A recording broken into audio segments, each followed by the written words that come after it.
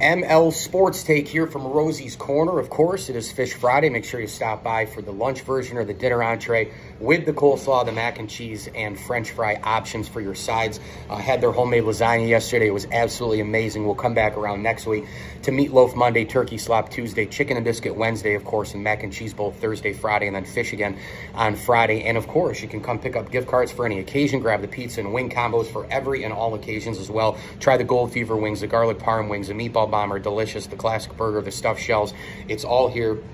It's an A to Z incredible menu here at Rosie's Corner, a proud ML Sports Platter sponsor. Route 11 in Brewerton if you're in and around Central New York. Let's break down Bengals and Bills on Sunday. It is going to be a wild atmosphere in Buffalo. I would not be surprised to see Damar Hamlin lead him out of the tunnel or do something on the video board, whatever the case may be here. But this is just a titanic matchup that, as a football fan, this is what you really, what you really dream about. And we've got a doubleheader on Saturday and a doubleheader on Sunday, and it just doesn't get any better than this. And I think that the Bills are going to win this game 30-28. I don't know. I just have a feeling, they've been winning close. They've been winning ugly, and I think that experience and of course being at home as well will push them over the edge. I don't know how they're going to do it. I don't know if it's going to be a late field goal, a key drive in the fourth quarter. I don't know how it's going to go down, a key turnover, whatever the case may be. But here are a few keys to this football game. Number one, the Cincinnati Bengals are an amazing third down team on offense.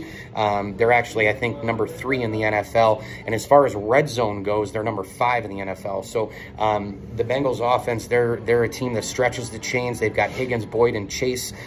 Those guys can go on the boundary. A lot of times they mess around and put Chase in the slot, and they move people around. And the Bills are going to have to be ready to fill gaps in lanes and prevent the big play and prevent, just the explosiveness of that Bengals offense. And, of course, Joe Mixon can run it all the time, too. So Cincinnati's a lot to handle, and Joe Burrow gets the ball out as fast as anyone, if not the fastest in the NFL. He's around like a 2-point, whatever it is, 2-point, maybe 3 or 4, I think I heard the other day. He just gets it out so fast. And really the receivers, they get the separation right away too. It has to go hand in hand, of course, and Burrow has just a potpourri of weapons to really hurt you. But it's going to be, Taron Johnson got to be on your game. Milano on your game. Edmonds on your game. They got to fill the lanes, fill the gaps, tackle, do the right things in that regard.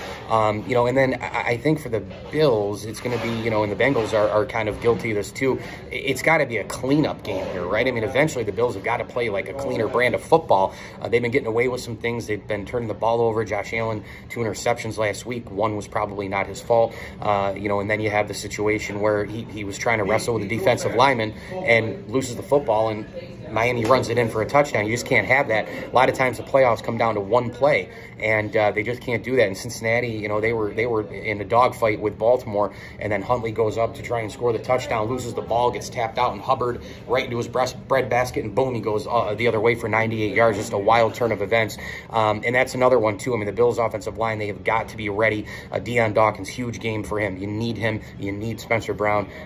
You gotta block and be there for Josh Allen and the run game and the passing game and all the rest, because Hubbard and Hendrickson, those bookend defensive ends I've talked about all year and all year last year, they are special players and they can get after it. So it's time for the offensive line to finally have an elite game. I think they've been average most of the year. I know they've been injured as well, but they got to kind of clean up their act there as well. But it's going to be just a wild atmosphere. Great, amazing players, stars, Burrow and Allen and Chase and Diggs. Let's see what happens too. Does Cincinnati look at the Miami game from last week and, blitz early and then pull back the blitz and play the cover 0 and take Diggs out of the game? Do they kind of try to go with that game plan or a little of their own?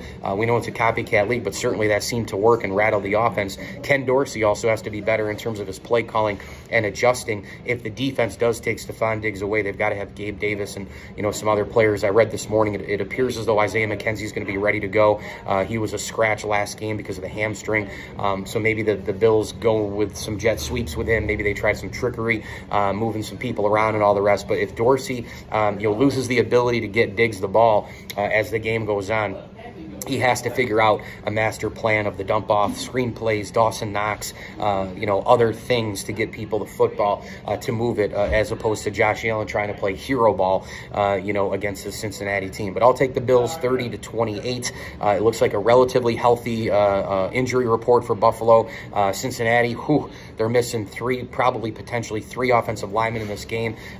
Will it impact them or not? We'll find out. Burrow can get the ball out quickly, and Cincinnati does have a lot of depth on their offensive line, so it might not hurt them. It might not be an end-all be-all, but I look at this game as turnovers, penalties, game management between the head coaches, red zone offense, third down, both on offense and defense, key tackling for the Bills, and just going out and playing and trying to win this thing.